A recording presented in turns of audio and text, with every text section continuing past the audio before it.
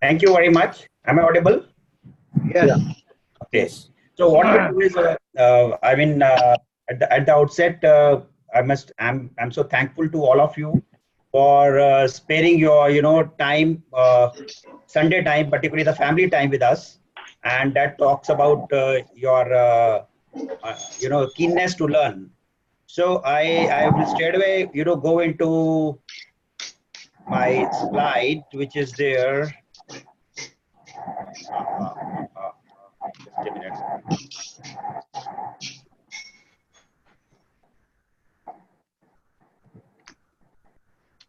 I think the group admin needs to put everyone on mute so that we Sorry, can. yeah.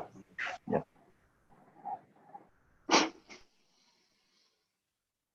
I'll just opening my PPT. So before in the meanwhile, what I'll do is I'll just upload the PPT over here. I'll share the PPT with you, and then we will start the discussion over there.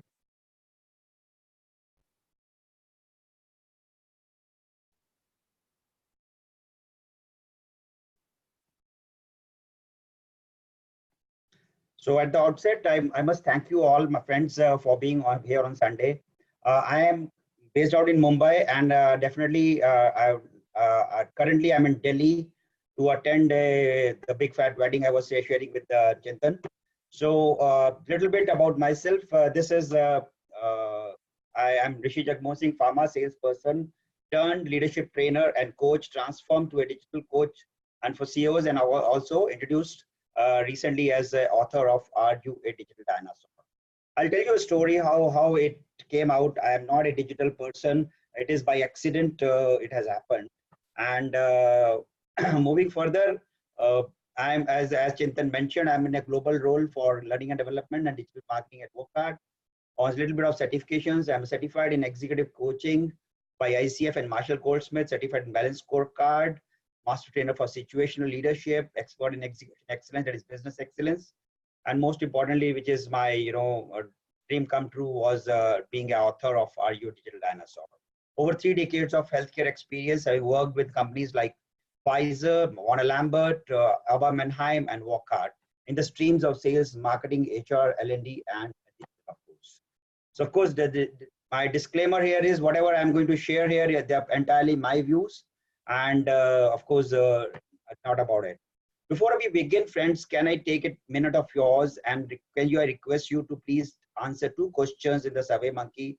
You can scan the QR code, or I can post this link in the chat box, and it is going to take a minute of yours to answer those questions.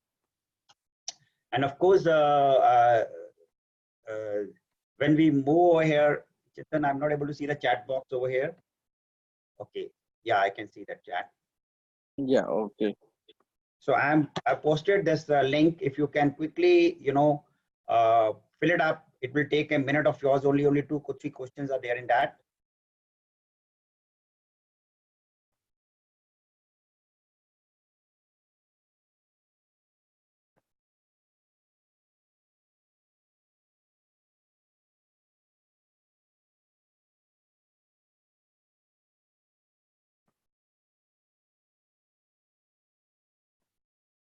So while you are filling it up, I will let me know in case of you have any difficulty. I'll help you out in that.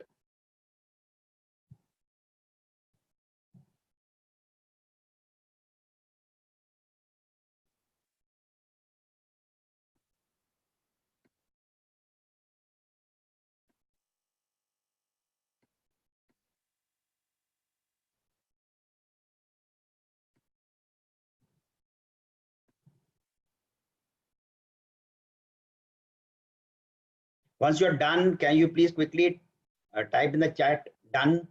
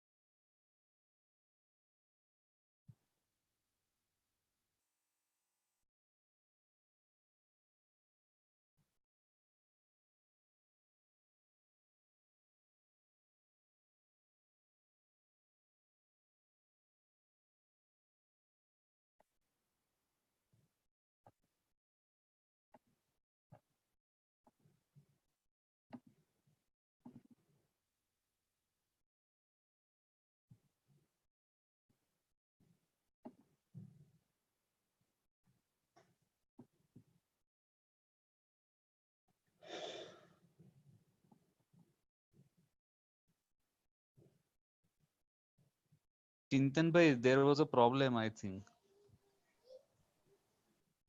Yes. What's the problem?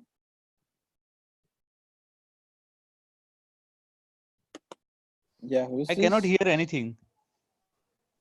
But we can hear you.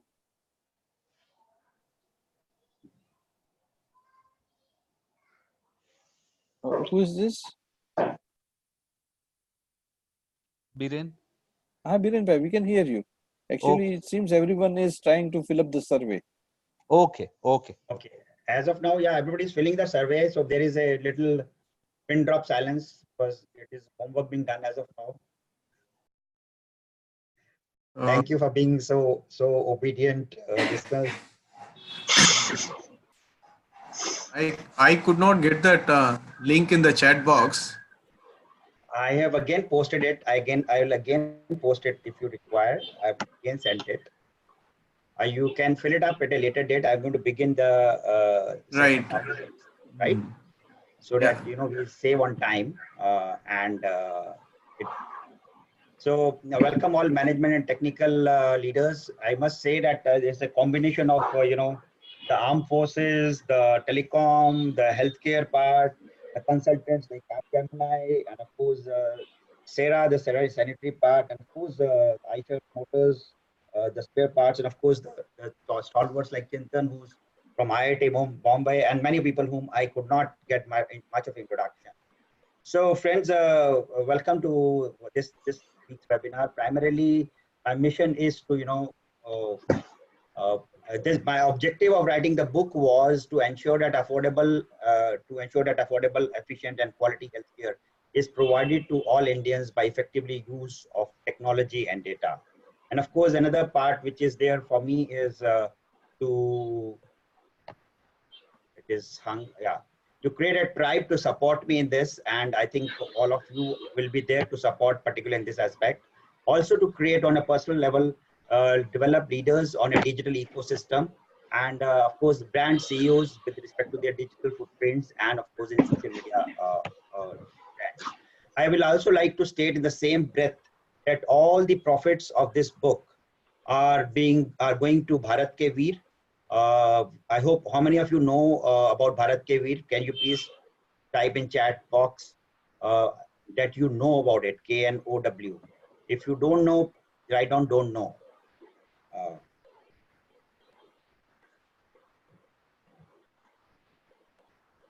Great. So Chintan is a regular donor, fantastic. So that's great that most of you know about Bharat Ke Veer. Bharat Ke Veer is a foundation. So Nikhil, for the benefit of Nikhil, it's a foundation which supports the families of the martyrs of Indian Army or Indian Armed Forces.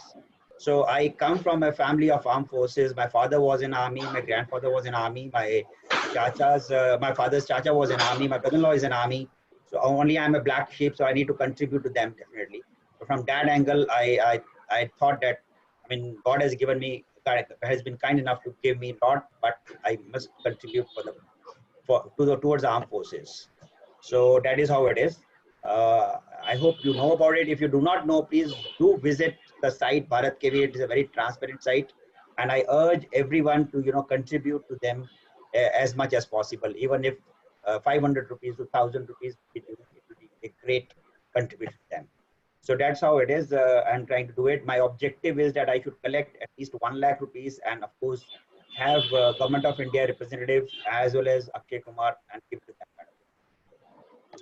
Moving further, the transformation, particularly in healthcare, you need to have audience to take them from A to B, and that's what my objective is, that we should have the complete audience involved in it.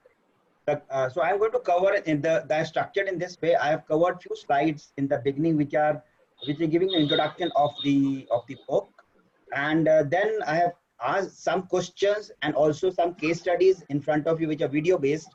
So I'll share with you, and by that time I think my time will be over, and then we can have a quick Q&A kind of thing.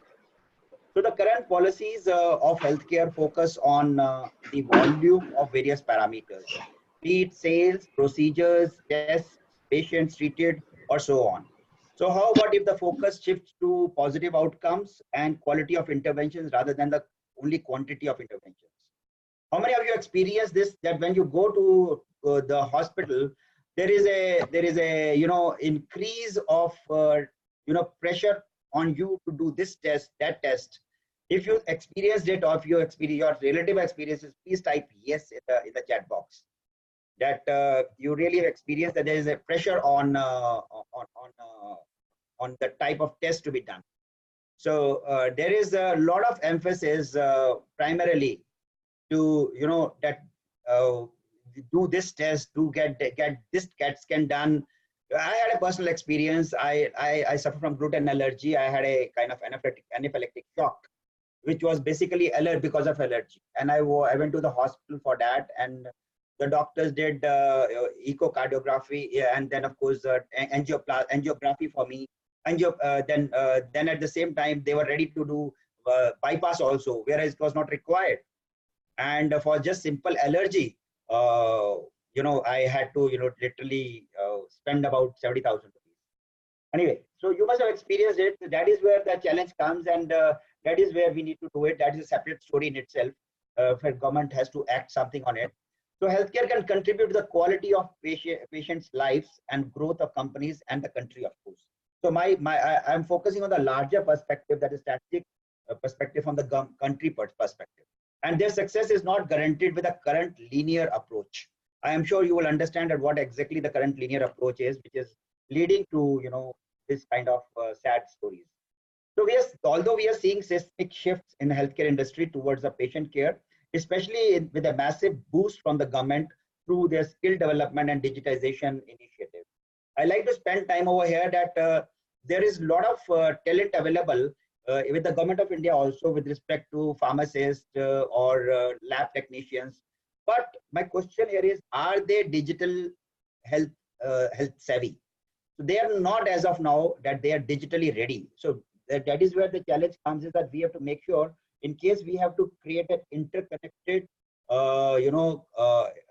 which is connected and at the same time talking to each other as a system, that is something which is required. For example, my dream is that if somebody is consulting in, say, Ahmedabad, and the person comes to Mumbai or he goes to Bangalore, he need not carry his file with him. The hospital record, which should be centrally connected by Government of India or some authority, they should be able to track his record from there and then itself. This is happening in bits and pieces, but it is not happening at a national level. So friends, going further, there's a large-scale collaboration approach across industries is required and that of course from the government parties as well as from the corporate world it is required. Through this book, I am making an attempt to discuss the potential business approaches that can evolve in future for healthcare. I believe the readers will be able to develop a strong forward-thinking and transformational strategies for their teams and organizations. Our primary focus throughout this book is transformational and evolutionary strategies for all players, be it pharmaceuticals, hospitals, devices, diagnostics, and digital disruptors. And most importantly, the people. I'm not leaving out the patients also, or the doctors themselves. The challenge here is that there is only about, as per the research, only about 20% of doctors, they are digitally savvy, less than 20% in fact. And some of them are working on it in a hit and trial. They do not know what to do because, the small time, the startups, they're doing the good job, but they are not able to, provide an integrated platform or ecosystem to them. So I purposely give a broad view of the current healthcare system in the beginning of the book. And I also proposed a futuristic healthcare ecosystem that is integrated. It is hugely possible that at the advent of new technology like artificial intelligence, big data analytics, cloud computing, advanced robotics, and so on, they can help us in a big way. In the first part of the book, I have outlined the challenges faced by all the players in healthcare and what are the impediments for them in their journey towards integrated digitization and positive patient outcomes, of course.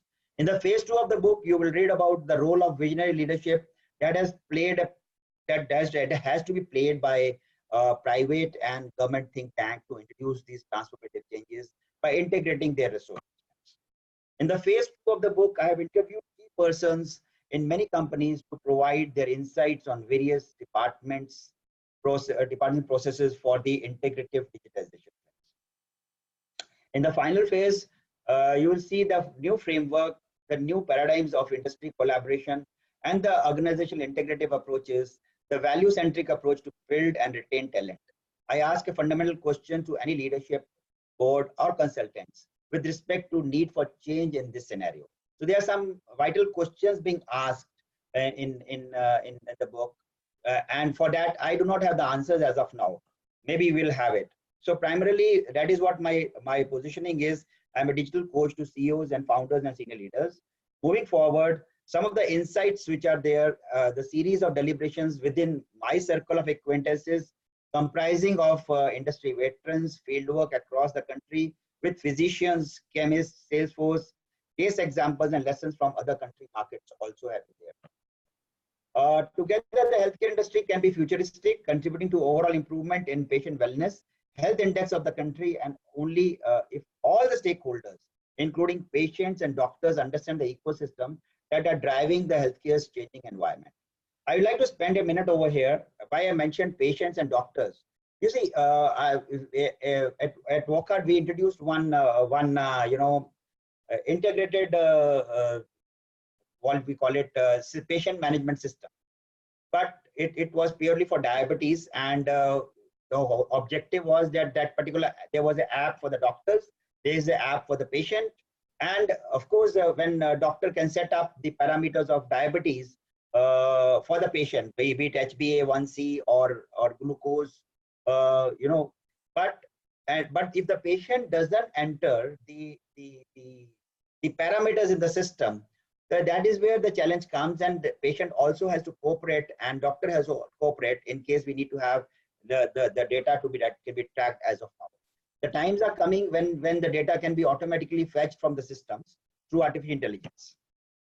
I would also like to state that while this book was getting published, and while you are reading this book, can you just hold on please 1 minute? Hello? Yep. 1 o'clock.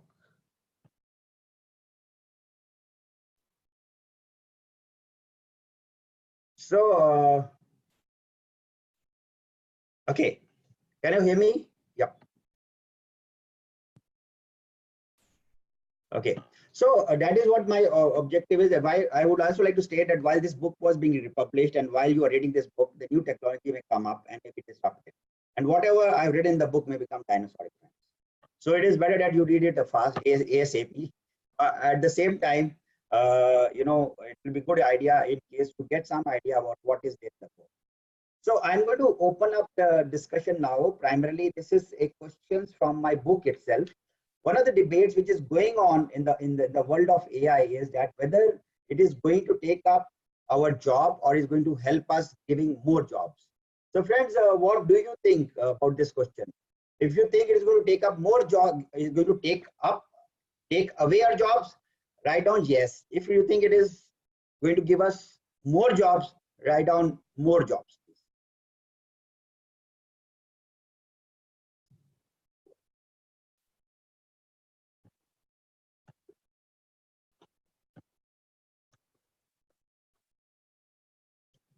Hello? Am I audible? Yes, you are audible. Okay. So I just wanted to ask a question that, in case you think that AI is whether it is going to take up our jobs or it is going to help us get more jobs. So you may type it, whatever it is, no or yes or no kind of thing. Yes for taking away jobs, no for not taking away jobs. What is your view about it? Hello?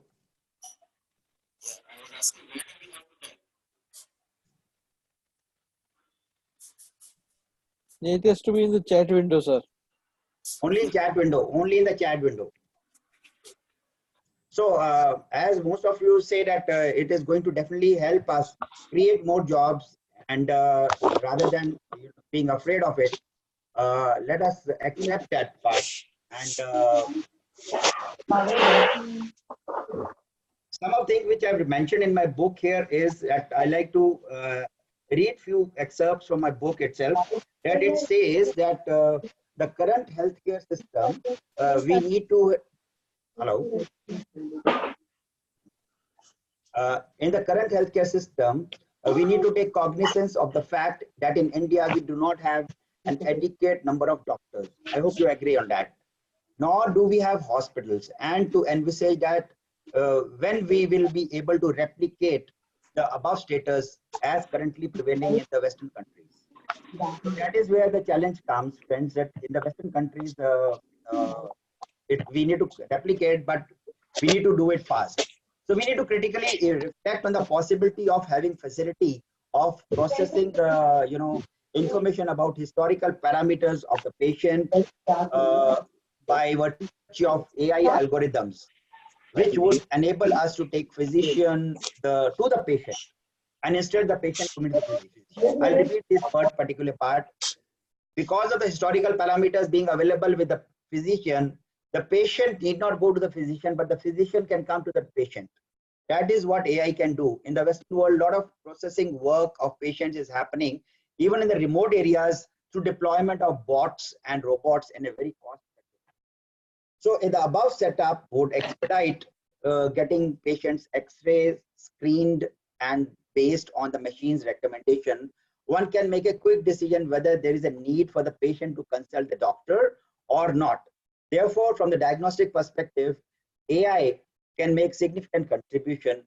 Moreover, wearable devices are very cheap. In absence of any nurse or paramedical staff, these devices will effectively help in capturing data and moving it to the cloud, so that even from the remotest place, anybody can monitor the data and do an intervention as per the requirement.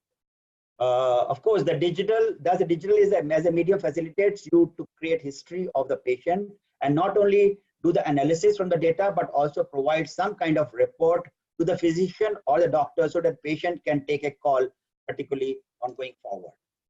So friends, I'm sure this particular question has been answered well in that particular book, and during the discussion we can always come out with this aspect. Now I'll share with you one of the technologies called Proteus Discover. How many of you are aware of this technology? Can you please, while I'm finding out the video, can you please quickly say that yes, you are aware of the technology? So I have also started a series called Dino Bytes. So I'm going to play a 1-minute video which will give you some idea about Proteus.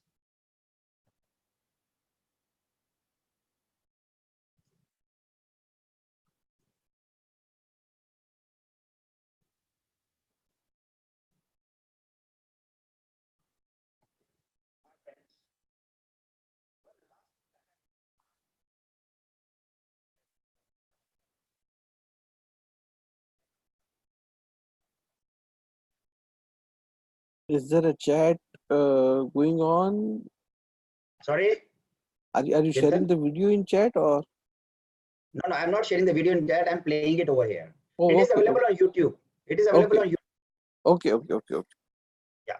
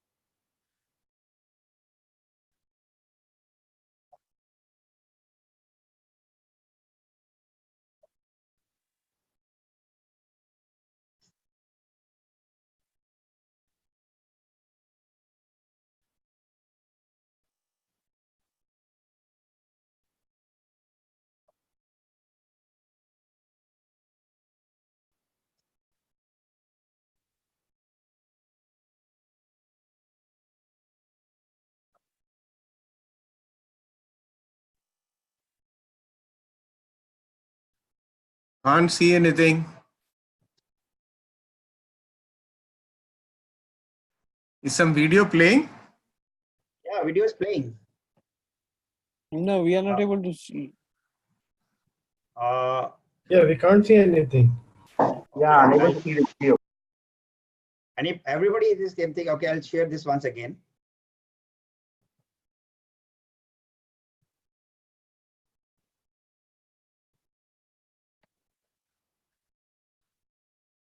No, we Is are it not audible getting the now? audio. We are not getting the audio. Just a minute.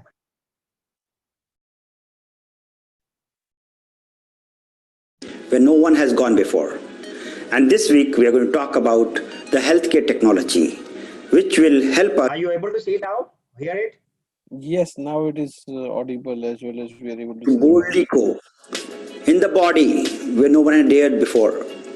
So friends, this week we are going to talk about the Proteus Discover, which basically talks about the era of digital medicine, giving better insights to the patient, at the same time creating more engaged patient, optimized medicines, and of course lowering cost for the patients also. Yes friends, what exactly is Proteus Discover? Proteus Discover talks about a ingestible sensor. Yes, again I repeat, ingestible sensor, a sensor patch on the body, and a mobile application. On the activation of this particular device, what is going to happen is that we can view the various aspects inside the body, the anatomy, the ecosystem of the body, and which will help us give the informed decisions and better insights of our internal systems. This will help our physician to track our systems better, how my medicine is effective and how is it acting. So that is where it will be very, very useful, not only to the doctor, but also the patient for optimized medicine and optimized cost also. So that's exactly what medical advancement is. That's exactly what medical automation is. And that's exactly what medical digitization is, friends. For many more such innovations. So once again, I come back to my slide and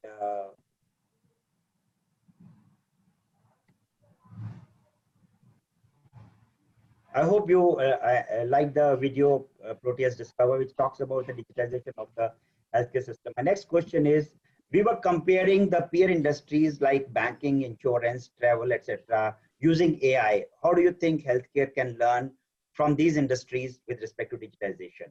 So friends, where do you think we are ahead or we are behind these industries? You can write ahead in case you think healthcare is ahead, or if you think it is much behind, you can write out much behind, definitely. I think Nikhil mentioned about the way we are way behind compared to other industries like banking, insurance. So from that perspective, that is where we need to, healthcare has to catch up kind of thing. So that is where in this particular section, we asked this question and we got the answer that, where are we currently in that? So if we ponder on financial services sector, we clearly see the two revolutions. One is the customer centricity, and second is the digitized payments. So on the customer centricity side, it is all about getting proximity of the bank closer to the customer rather than customer coming to the bank. In fact, all of you would agree that today many of us may not be going to the bank. Rather, bank comes to us through various parameters like, online banking, apps, ATM. So today we are able to do all the transactions ourselves without going to the bank. We can certainly extrapolate the same convenience and comfort in the healthcare sector by providing an opportunity to the patient of treatment at home rather than compulsion of going to the hospital. Have you experienced healthcare at home? Any of you? Any of you have experienced healthcare at home recently? Please type yes if you think you have experienced it, or any of your friends have experienced it. If it is no, please you can type no in the chat box. Sorry, Jagmohan, what do you mean? What do you imply when you say healthcare at home, experiencing Yeah. healthcare at home? So today healthcare is moving at home. For example, particularly in elderly cases, all the facilities which are given in ICU are provided at home. So right from all, rather than going to the hospital, that they are being provided. For example, recently I got myself treated for my dental treatment at home. I will share a picture of myself, wherein the person came at home, installed his chair, and did all my root canal and the implant, not implant, but the tooth cap, everything at home only. So the technology is changing very fast, and the guy came with a machine to make the payment, online payment also. So that is where it is happening very fast. I will share some details in case you require healthcare at home. There's a specific chapter in the book on healthcare at home, and this is in line with in US there is a Mercy Virtual Hospital. They call it Mercy Virtual Hospital, wherein the patients need not come to the hospital; they can be at home, and the instruments are installed at home, wherein all the parameters can be tracked from the hospital itself, and a regular healthcare professional is there at home only to take care. So this is a new development which is happening. The second revolution is the security provided by digitization, through which we can avoid the risk and inconvenience of going to the ATM centers of the bank withdrawing required cash. So particularly we can experience the same security and convenience of healthcare sector of enabling the doctor to see the data of the patient accordingly to diagnose from the remote places in a faster and comfortable manner for the patient. So I am anybody from the automotive sector here? So we should not be oblivious of the fact that the automotive sector is much digitized and much more mechanized nowadays.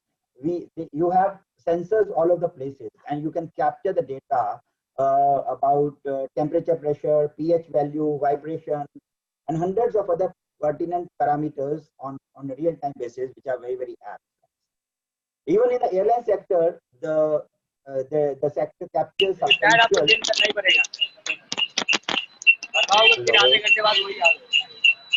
Hello नहीं उसमें tubeless है ना ये तो Yes, yes. Tube वाला है Rishi क्या ji. Hello can you please mute it Yeah, let me mute just a sec. हाँ जी. हाँ जी हाँ जी so moving forward, I was talking about airline sector, friends. So in the airline sector also, for a 3 hours Mumbai to Kolkata sector flight, a jet engine captures close to 10 GB of data. This is what came with the research, and based on the flight conditions, weather, and other related aspects. So the ongoing monitoring definitely it helps to avoid any kind of risk of failure. Similarly, we can certainly practically look forward on providing the above similar facilities and organizations even in healthcare sector itself. We need to consider body as a machine which is emitting a lot of information, knowledge, with your heartbeat, your pace, the number of steps you're taking at much wider scale. IOMT revolution is there. A lot of data can be captured that has been done in a very cost-effective manner. That is very, very important, that all the data which is being captured should be in cost-effective manner. And with the increasing use of technology and medical devices, sector can play a key influencer, as it is conspicuous in US also, where the precision robotic surgery can be done on the patient for providing critical and essential needs in ICU. So that is how it is, friends. I would like to share with you one example here, another technology which is in India which has come up. Anybody heard about QueueUp? So what I'll do is I'll quickly small video which I'll play for you once again. I'll share the new share here. Wait a minute.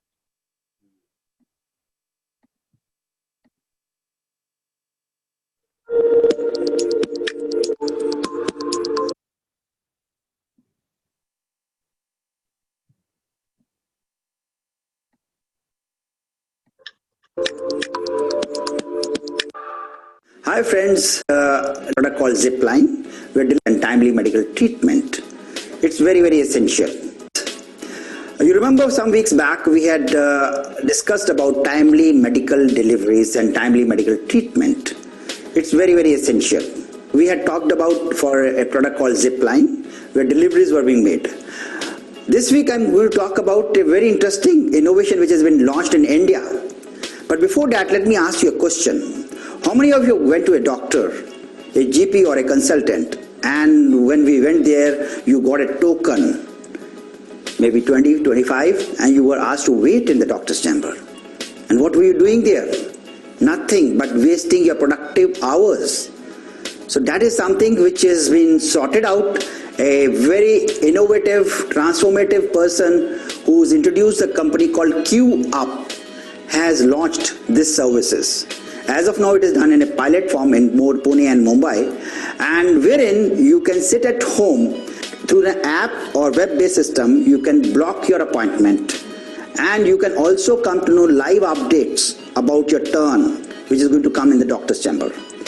And in case doctor by chance has to go for an emergency and he cancels the appointment, all appointments, you will also get an update about it. Interesting? And you see how many productive hours can be saved. Millions and millions. What productive things you can do sitting at home or in the office. So this is, we pray that this spreads across India. It will save many hours. And similar kind of situations or innovations I have introduced in my book, Are You? So friends, coming back to the presentation, this is another technology which is our Indian person has started it for time management, queue management, and leave updates. And I pray as of now it is in Mumbai and Pune only. And similar advancements can help us further take it forward.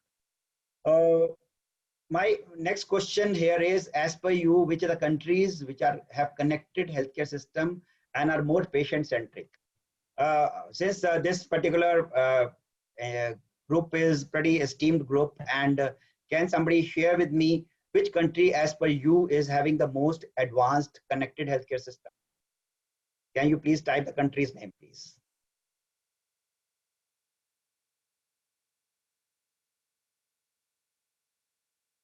Hello, I'm waiting.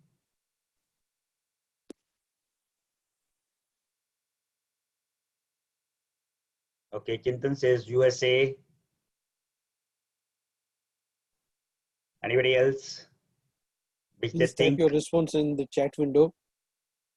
Mr. Dhaval says US again. Okay. Scandinavia and Nordic countries, very good. Excellent. So let me share with you what my research has shown, that of all on the aspects of a well integrated healthcare system and patient-centric approach, UK is an illustrious example. So Japan, Denmark, Sweden are way ahead of US, friends. Okay, so my own observation, of course, has been that UK, the prime focus is patient welfare for them, and commercial angle comes secondary to them. UK has a national healthcare program, and because of this conscious investment in health of their citizens, they have managed high volume of necessary data of the people. US is way behind compared to UK. Even countries like Japan, Denmark, Sweden have a much better integrated approach in healthcare as compared to US, friends. And the meticulous planned and robust healthcare system of UK can be ascertained by the fact that any woman who is expecting a baby is given chronological sequence of feedback and even advised on what medicines they need to take in the first trimester, at the end of second trimester, and subsequently till the birth of child. They are even advised about exercises and dietary aspects they need to follow. In case of any unfavorable results, there is a panel of doctors available to coach these patients, friends. And of course, government even ensures the child gets insurance coverage on health as well as education. And such facilities are accrued by our taxpayers, which is an exemplary example for a genuine care of the welfare of the people. So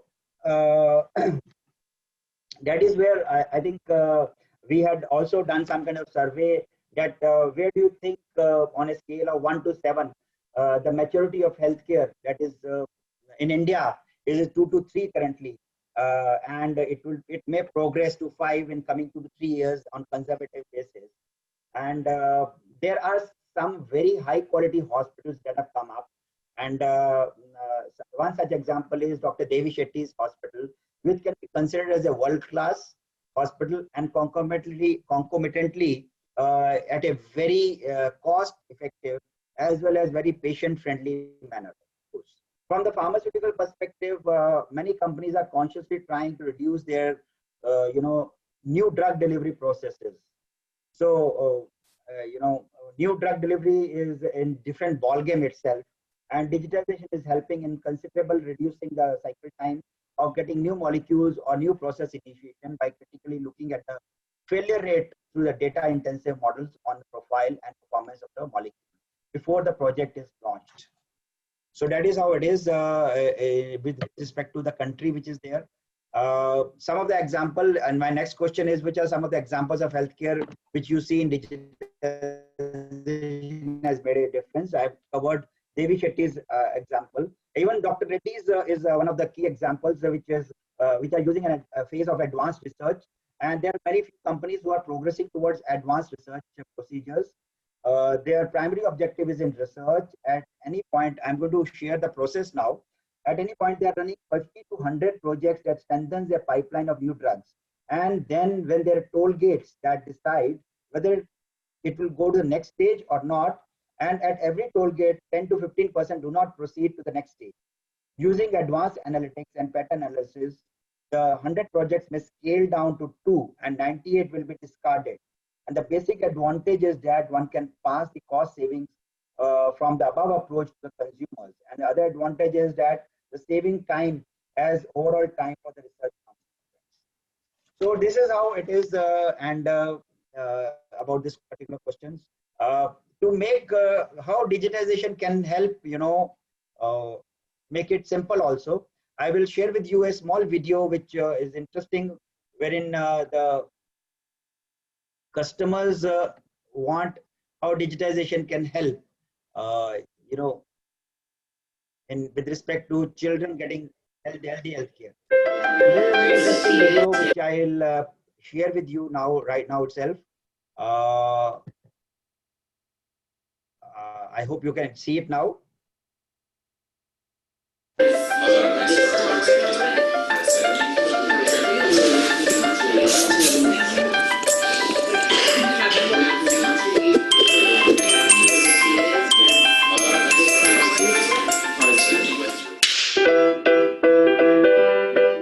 I'm here today to tell you about Chompers. It's the new Alexa skill that I'm working on with Gimlet Media, and it's a way to help parents get their kids to brush their teeth twice a day for 2 minutes in the morning and in the evening. We should all be doing that, and I know not everyone is.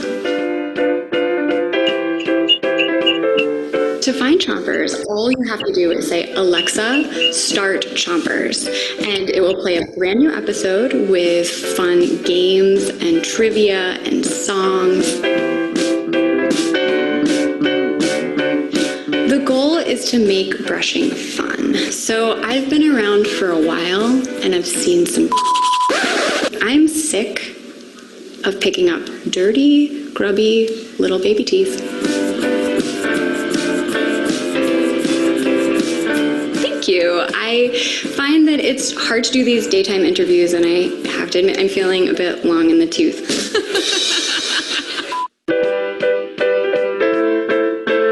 Once I nearly got caught by a kid. I was just starting out. It was a few hundred years ago. They woke up, they saw me, and I just said, this is a dream. And it worked. It was fine. They went back to sleep. So I'm a huge fan of Gimlet. Been following them right from the beginning. Big fan of startup. Love Alex Bloomberg. Great smile. So when they approached me about this project, I was absolutely thrilled. This is going to be the biggest thing since the toothbrush. Chompers Alexa skill will be available starting March 1st. So all you'll have to do is say, Alexa, start Chompers.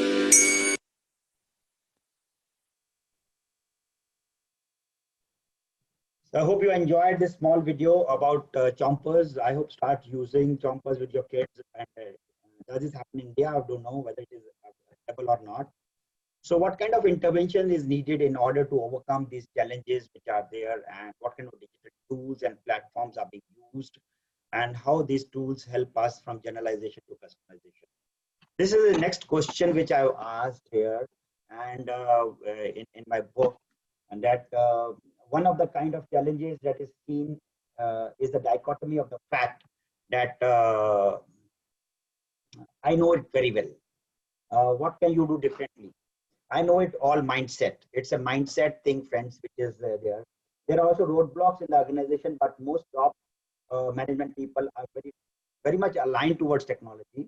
It is the middle management and real challenge, because some people have apprehension that their job would be at stake if their organization adopts a modern technology in operation. At one of the events, in fact, we were talking about artificial intelligence, and I was surprised to hear from one of the senior most person in the hospital that will it impact my job? So I was flabbergasted. I said, it will not. In fact, it is going to enhance your efficiency.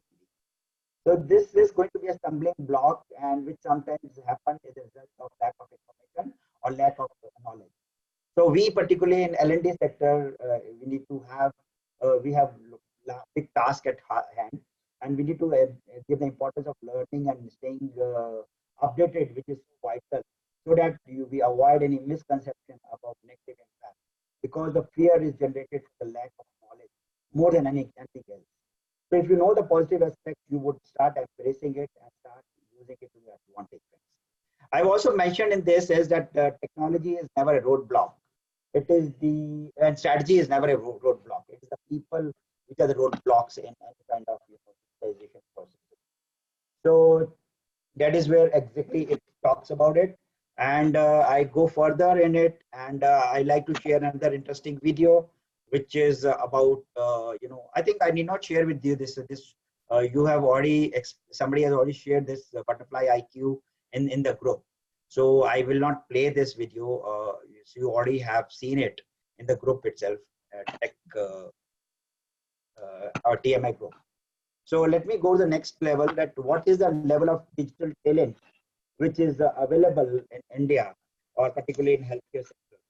So somebody more, or some of you already mentioned that survey after survey we do. There are 3 surveys in India, of course, which I have seen recently done. It talks about one of the findings which is very common, and it talks about that every survey has mentioned there's a lack of data.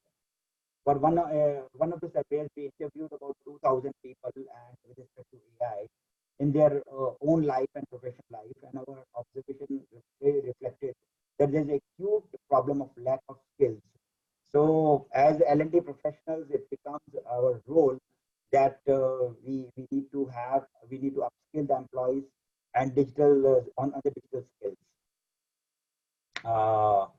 There's another video we talk about, this is a product called Looking Glass, which can be much easier to use AR or VR technology, which we need not carry those heavy glasses. This is very interesting. I like to show you a small video around it, and if you find it interesting, I hope it is there. Okay, verily Looking Glass. I am not able to. Yeah, here it is.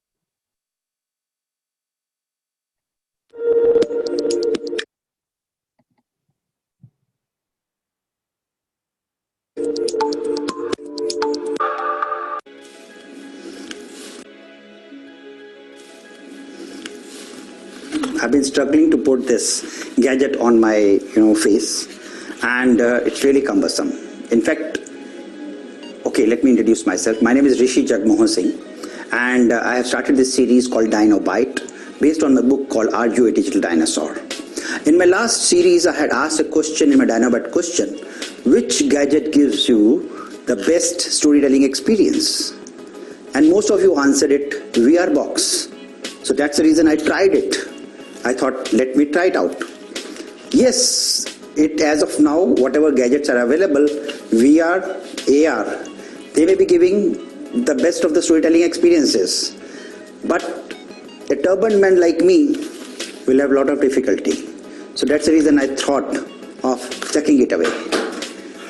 What if I tell you that you could enjoy the 3D holographic experiences without the use of these headgears, friends?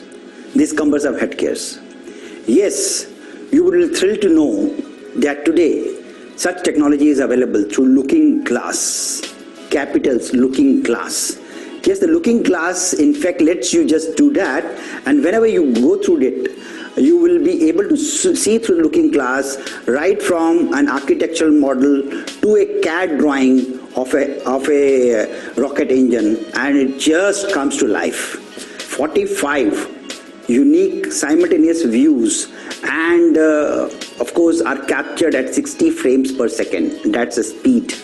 This could work wonderfully well, right from explaining the mode of action of a drug to a customer like doctor, or explaining some skill-based version in the e-learning model also.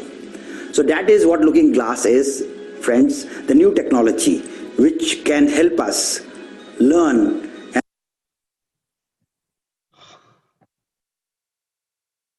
So friends, I think this is my next slide. How do we create a supportive ecosystem? Primarily, it's a very moot question, and I think with the last 5 minutes left, I'd like to cover this particular point over here. That it's a very important aspect. Gone are the days that healthcare was one-point solution. You need an ecosystem of nursing staff.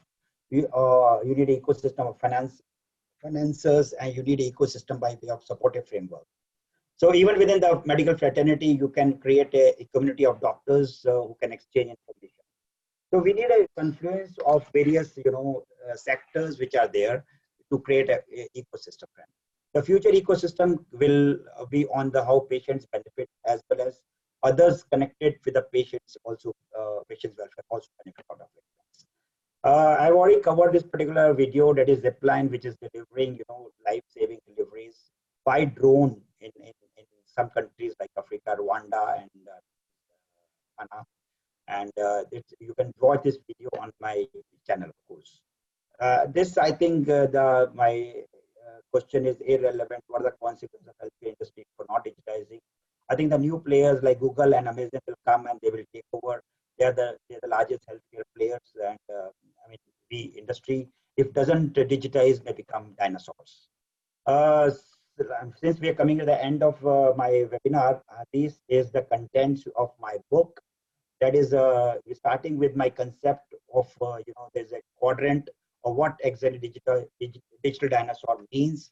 So I have, in this, I have created a quadrant of, on one side it is digital experience, other side digital maturity, and of course we have created concept of digital mastery, or digital relators, or digitally active, or digital dinosaurs. So that is one aspect of there. The second chapter talks about digital health ecosystem. Some of the questions which I've asked about ecosystem.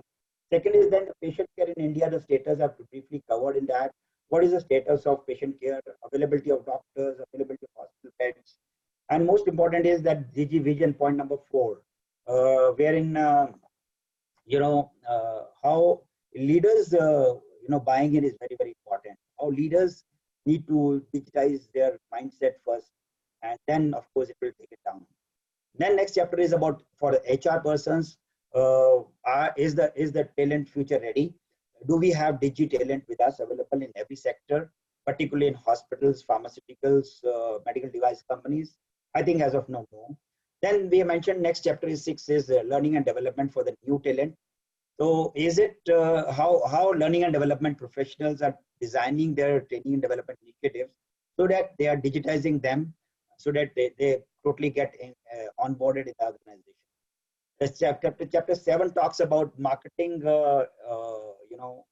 healthcare, marketing digi healthcare using marketing technologies which are digi savvy. Then for the medico marketing also, for the doctors also, we have mentioned how they can use the digitalization in their profession. I briefly covered about supply chain, and I've mentioned about one of the second interviews which was done by the business leader of one of the largest organizations. The new technology to integrate healthcare delivery, we have mentioned about it. And point number 11 talks about the new digital health innovations. So that is how it is. I've launched my book with this is Deepa Prahlad, the daughter of Professor C.K. Prahlad, late C.K. Prahlad, and of course launched it in various forums like CRM or L&D forums. So this is something which I talked about earlier. You can go through it. So I mentioned that the digital healthcare ecosystem needs to be covered by government policies, corporates, and of course alignment to them, and of course technology. Some of the articles which have come in Nexus Pharma, and of course, I'm giving you links over here where you can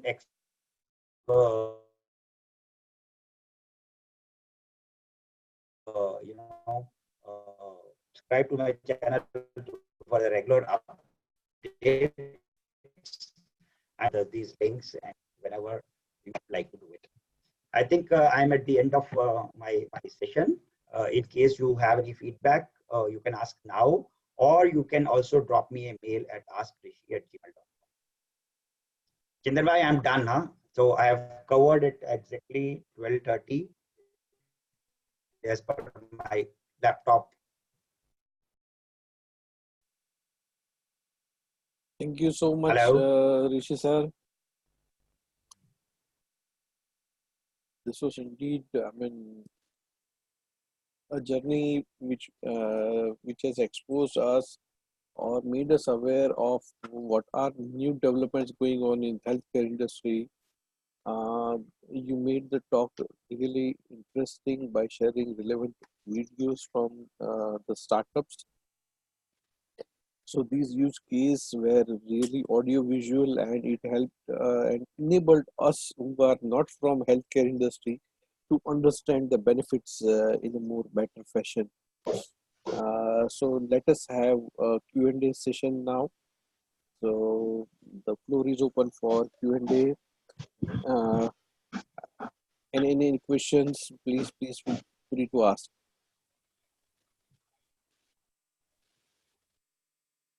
Suresh, Sunil. I have a question. Yeah, please go ahead. Rishi ji, thank you for the talk.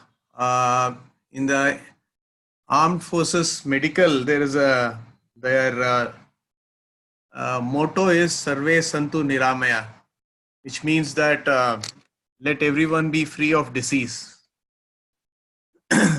Right? Let everyone be free of disease. So what is your view on disease prevention as a healthcare rather than focusing more on curative and reactive treatments? Should we need to focus more on prevention of diseases rather? Can I have your views?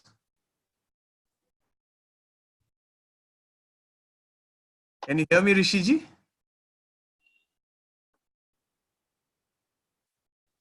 Chintan, was I audible? Yeah. Give me a moment. I guess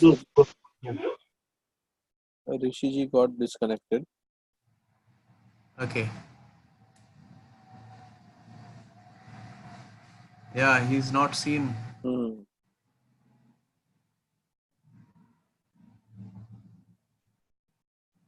Yeah, he's back.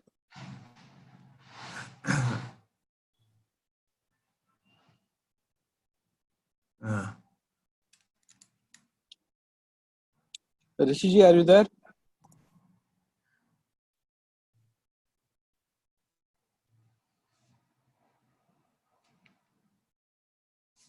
Rishi ji, are you there?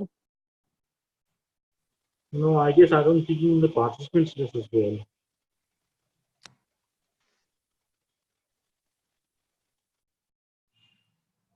Couldn't make out what he said. Hello, Yeah. Mr. Brigadier Ramakrishnan, you were asking a question. I got logged out. So you were talking about how we are ensuring the prevention of the disease. That's what you are asking? Yeah. Your views on working towards prevention of diseases. Is there any movement towards that in our country or in our ecosystem, or what are your views on that? Yeah. Frankly speaking, sir, made towards proactively towards the prevention of diseases. I mean, there is a vaccination happening. There is a campaign against Swachh Bharat so that we live in a clean environment. But still, there is a challenge with respect to healthcare alone cannot create that kind of system. It has to be confluence of industries, be it the government of India, be it the municipal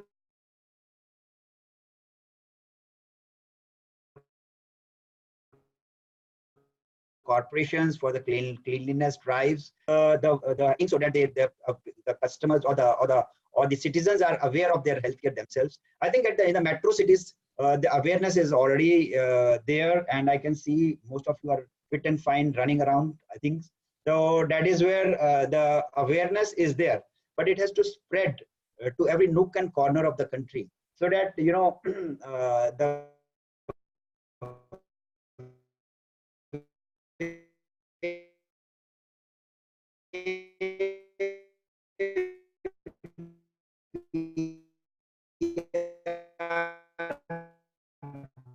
doing the awareness in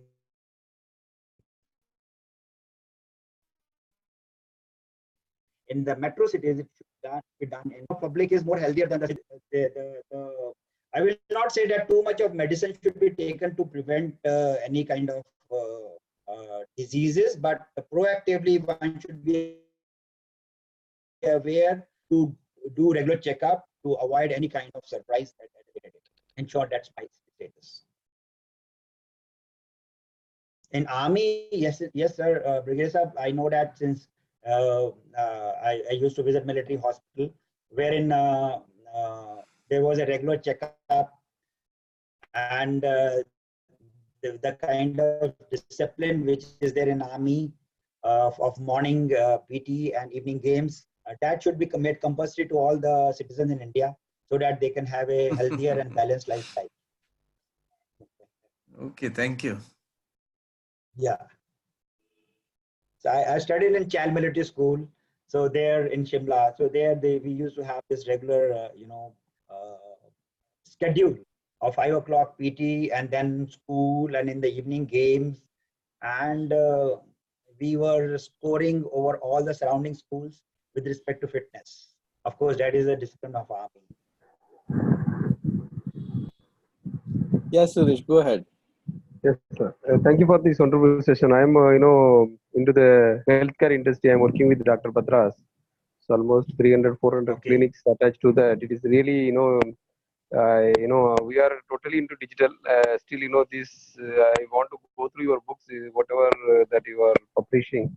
So it may be definitely benefit to that, organization as well. So, Right. the patient engagement, and we want to we are having two apps to connect to the patient and all. Like, one is for existing patient, and the entire communication engagement is through the app only now. That's the way it is done. So just want to give a information on that. That's great. Suresh, in fact, connecting through app is a good mode, but still I will say that you should have a multiple touch points. So you should also because out of sight, out of mind, apps many times people do not access. So I suggest that you should also maintain a personal call, and you can create some kind of camps in your clinics, so that patients come over there for free checkup or any education camps. So multiple touch points created. Yeah, it is there. They see the the feedback and all taken through the the URL, and that Yes. WhatsApp. See, it's like the patient even the exercise frequency, everything. See, we are using that, to remind the patient to take a medicine and all. We are essentially using that our calendar. See, we are having a calendar program whenever the patient joins, and that, the frequency of medicine will automatically push to his calendar. So, the NutriGood product is there. He has to take thrice a day for that, some specific disease. So we force them that to, yeah, as you said rightly, that app will not help. So the different way we are communicating that, the calendar of Google Calendar will be used for to remind them. So the, the WhatsApp message will go for that, have you taken in a randomly that, do you want to meet the doctor again, do you want to escalate? Likewise, the omni-channel entire that the pipeline is fixed, that if the patient has not come after consequently 3 months, the different message will go through different channels. Likewise, the entire, just for the engagement. Okay, thanks for sharing. I would love to learn more about it. Yeah. Maybe we can connect offline. Yeah, I will be in touch with you that anything, further we can do on that, whatever your things, we will definitely, it will be helpful to us, definitely. Yeah, sure. In fact, in your industry, you can do a lot of social media campaigns also, a lot of things. Yes, sure. I will be in touch with you, definitely. Sure. Love to. Thank you very much. Remember, I'm signing up. I have to go out. Oh, sure. Thanks, Suresh. Thank you all. Chintu sir, Rishi sir, this is Nikhil. Hi. Hi. My question with regards to, now, I also come from the healthcare background. Now, my association with the healthcare background is from the admin work, which is regards to processing claims and all those stuff. Now, there is increasing challenges in terms of to reduce costs towards how do claims get processed. There is a huge challenge to the insurance companies wherein duplicate claims come to us for processing multiple times. How do we get rid of this? Is blockchain ever going to be a solution to that? Can you help us know? This question is specifically to not to you, but maybe to anybody who else can answer this. I know this is a forum where a lot of technical people join in. So, I mean, my question is specifically, anybody can share some insight into this? I will try to answer it. I will request the esteemed participants to answer because they are more tech savvy than me, of course. Blockchain, there is a lot of promise which is being expected from that, and there is a possibility that it can definitely, the way it is helping banking, it can help.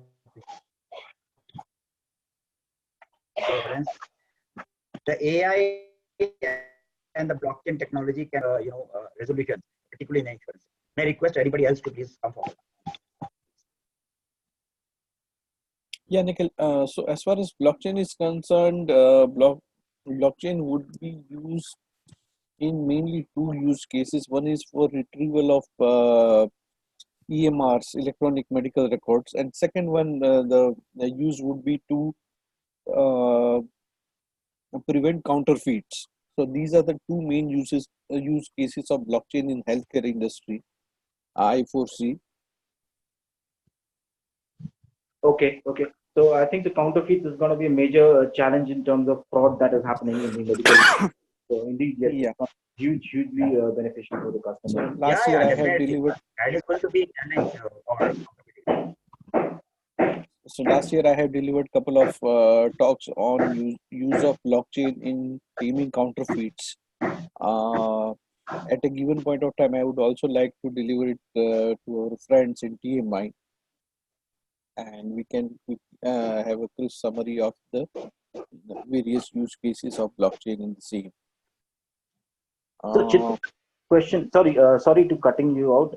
My apologies. So, I mean, we all get to hear this fact that it's going to be of immense help to the insurance industry in overcoming the challenges. So help me understand, why is it slow? Why are the companies slow to adopt this technology? Normally, when we see something which gets into the market and we all see a benefit attached to it, the companies are quick to absorb this technology and implement it at the earliest because it's going to help them over the time. But I don't see this happening towards the blockchain thing, to be honest with you. Yeah, very true. So it has got its own challenge. These challenges are right from regulatory to legacy systems to cost of adoption or TCO.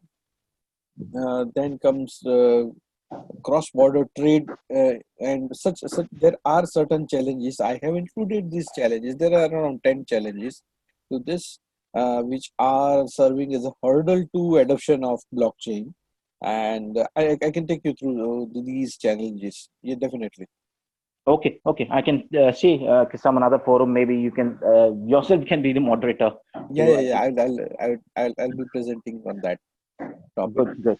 Thank you. That's what my question was. Thank you. Okay. Thank you, Rishi, Next sir. question, please. Next question, please. We can have one last question.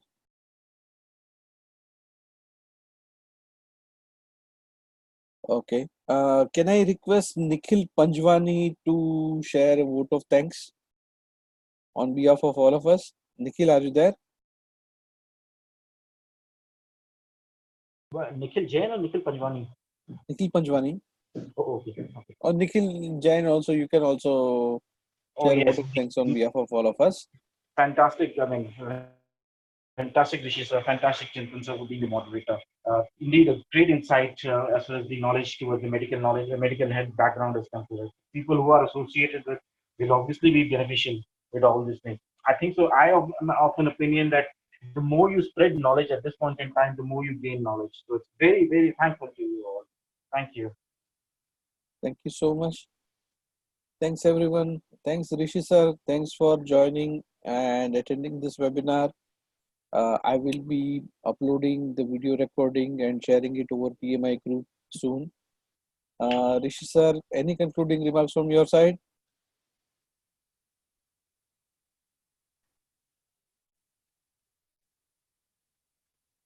Rishi, sir?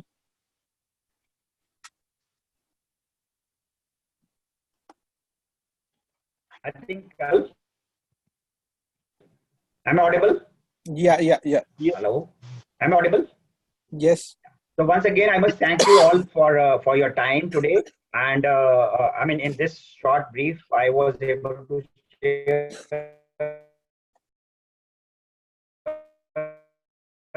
some success stories, some case studies which brought to you the environment, the healthcare environment in India, and how digital in one of the forums I was delivering a talk on digital leadership coaching. The questions were being asked was digital only. So that's the reason I wrote this book on Are You Digital Dinosaur? And primarily it is for everybody, from the leaders to the mid managers and to the end customers also. So once again, I must thank you very much. Have a nice Sunday. Please take your families for an evening dinner, and my apologies to them in case you have taken their time. Thank you so much. Thank you. Thanks, everyone. Thank you. Bye-bye. Bye.